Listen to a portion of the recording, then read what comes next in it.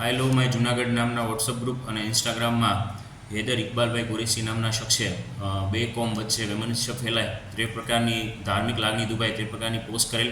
ત્યારબાદ દેશના માનનીય પીએમ સાહેબ વિરુદ્ધ પણ વિભત્સ શબ્દ પ્રયોગ કરતી પોસ્ટ કરેલ અને ત્યારબાદ ડિલીટ કરી દીધેલી. આમ આઈપીસીની કલમ 153B, 505(2), 504 અને પુરાવાનો નાશ કરી 201 મુજબનો ગુનો દાખલ કરવામાં આવેલો છે.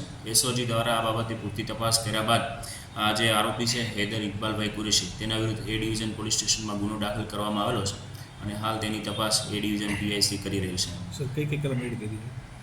આ ગુનામાં બે કોમ વચ્ચે વૈમનસ્ય ફેલાય તે પ્રકારના આઈપીસીની કલમ 153B, 505(2), આ ઉપરાંત 504 અને પુરાવાનો નાશ કરેલ છે તો એ માટે 201 મુજબનો છે ગુનો દાખલ થયેલો છે. હાલ ઇલેક્શનની આદર્શ આચારસંહિતા અમલમાં છે તો આપના માધ્યમથી પણ હું તમામ જૂનાગઢવાસીઓને નમ્ર અપીલ કરું છું કે જૂનાગઢ પોલીસની તમામ પ્રકારના સોશિયલ મીડિયા પ્લેટફોર્મ પર નજર છે. મહેરબાની કરી અને કોઈ ધર્મ, જાતિ, સમુદાય કે વચ્ચે વૈમનસ્ય ફેલાય તે પ્રકારની કોઈપણ પ્રકારની પોસ્ટ કરશે તો તેમના વિરુદ્ધ કાયદેસરની કડક કાર્યવાહી કરવામાં આવશે.